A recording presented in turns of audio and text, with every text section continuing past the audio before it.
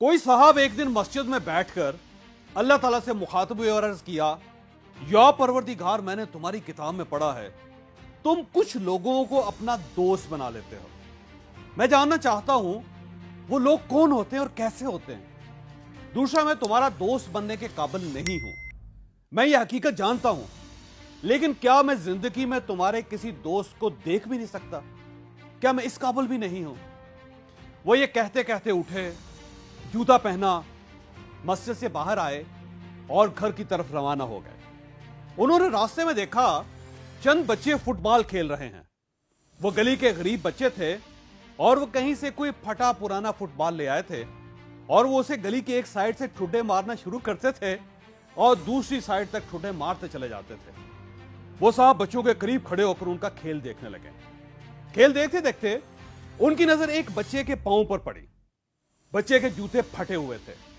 उस बेचारे बच्चे के पांव का पंजा भी बाहर था और एड़ी भी नंगी थी, लेकिन वो बच्चा इन फटे जूतों के बावजूद खेल रहा था।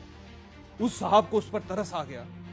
वो सीधे मार्केट गए, जूतों की दुकान पर पहुंचे और अंदाजे से बच्चे के लिए जूते खरीद लिए। वो वापस बच्चे के पास आए, उसे रोका और प्यार से उसके सर पर हाथ फेर कर कहा, बेटा तुम अपने फटे वो जूते उतार कर ये नए जूते पहन लो। बच्चे ने खुशी से नारा लगाया। उसने पुराने जूते उतारे और नए पहन लिए। जूते उसको पूरे आ गए थे। वो साहब मुस्कुराकर जाने लगे तो बच्चे ने उन्हें रोककर कहा, क्या आप मेरा एक काम करेंगे? साहब ने जवाब दिया, हां क्यों नहीं, करूंगा। बच्चा बोला, आप मेरी तरफ से अल्लाह मियां को थैंक यू कह दीजिए। साहब ने हैरान होकर पूछा, क्या मतलब? मैं समझा नहीं। बच्चा बोला, मैंने रात सोने से पहले अल्लाह मियां से कहा था, ऐ अल्लाह मियां, दुनिया में तेरे इतने दोस्त हैं, क्या तुम अपने किसी एक दोस्त को मेरे लिए जूते देकर नहीं भिजवा सकते? और अल्लाह मियां ने आज ही आपके हाथों जूते भिजवा दिए। ये सुनकर उन साहब की आंखों में आंसू आ गए। उन्होंने बच्चे का गंदा सा हाथ पकड़ा और उसे पागलों की तरह चूमने लगे। वो बार बार कह रहे थे, या बारी ताला, तुमने मुझे अपना दोस्त बना लिया, मैं तेरा दोस्त बन गया। वाह बारी ताला, दुनिया में इससे बड़ी क्या नेमत हो सकती है। आप याद रखें, आपके दिल में अगर गुजरते गुजरते किसी नामालूम शख्स, किसी अजनबी इंसान की मदद का ख्याल आ जाए, आपका दिल अगर अचानक चाहे कि आप अपनी गाड़ी रोक कर किसी को सड़क पार करवा दें, किसी मरीज को दवाएं खरीद कर दे दें, किसी भूखे को खाना खिला दें, या किसी बच्चे को कपड़ों या जूतों की दुकान पर ले जाकर उससे जूते या कपड़े ले दें, तो आप प्लीज प्लीज उस ख्याल को इग्नोर ना करें। आप इस पर फौरन अमल करें, क्योंकि यह ख्याल, यह गुमान अल्लाह सिर्फ दो किस्म के लोगों के दिलों में डालता है। उनके दिल में जिन्हें ये अपना दोस्त समझता है, या फिर उनके दिल में जिन्हें अल्लाह ने अपना दोस्त बनाना होता है। और आप उस लम्हे, उस वक्त इन दोनों में से कोई एक होते हैं। चुनांचे ये मौका आप हरगिज हरगिज जाया ना करें, क्योंकि हो सकता है ये मौका दोबारा आपकी जिंदगी में ना आए। मुझे एक बार मुल्क के एक नामवर डेंटल सर्जन ने एक अजीब वाक़ा सुनाया। वो जीटी रोड से गुजर रहा था, अचानक उसकी गाड़ी का टायर फट गया।